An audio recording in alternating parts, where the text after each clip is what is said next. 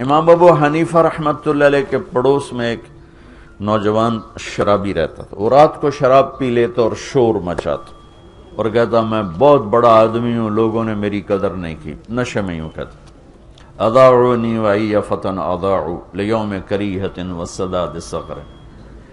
ایک رات پولیس افسر گزر رہا تھا تو اس نے شور سنا تو اس نے گرفتار کر کے جیل میں ڈال دیا کہ بھئی اتنے بڑے عالم کے پاس یہ شور مچا رہا.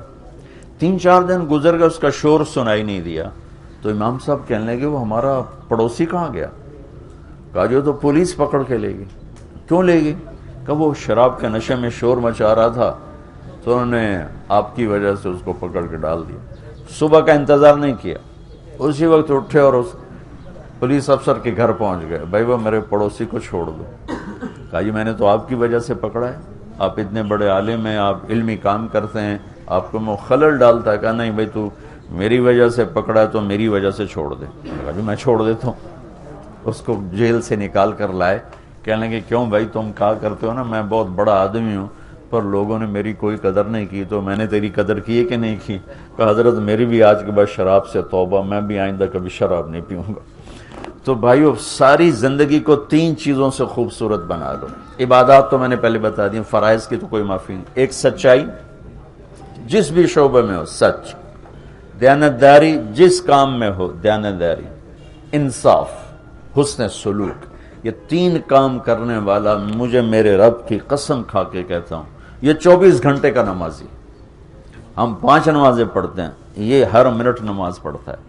یہ دفتر میں بھی وہی ثواب پاتا ہے, یہ سیاست کی کرسی پر بیٹھ کر, صدارت کی کرسی پر بیٹھ کر, غلہ منڈی میں بیٹھ کر, بکرا منڈی میں بیٹھ کر, کھیت میں ہل چلا کر اور مسجد میں صف میں سجدے میں سر رکھ کر یہ اللہ سے ایک جیسا اجر پاتا ہے. یہ 3 کام اتنے عظیم کام ہیں, سچائی, دیانت, انصاف. اس کے الٹ جھوٹ, دھوکہ, ظلم یہ قوموں کو تباہ کر دیتا ہے. کسی بھی قوم کی ہلاکت کے لیے کبھی کوئی سازش کامیاب نہیں ہوتی.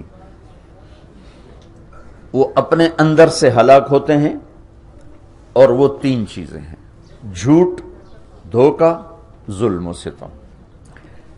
ایک فرد میں ہو, ایک قوم میں ہو, ایک ملک میں ہو, یہ برباد ہو جائیں گے.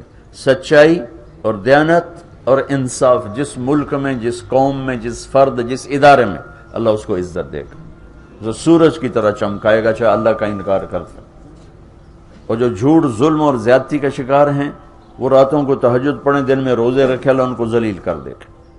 تو بھائیو یہ ہمارا خوبصورت دین ہے جو میرے نبی نے ہم تک پہنچایا, اور اللہ تعالیٰ کہ فضل و کرم سے آج تک وہ زندہ سلامت ہمارے پاس ہے.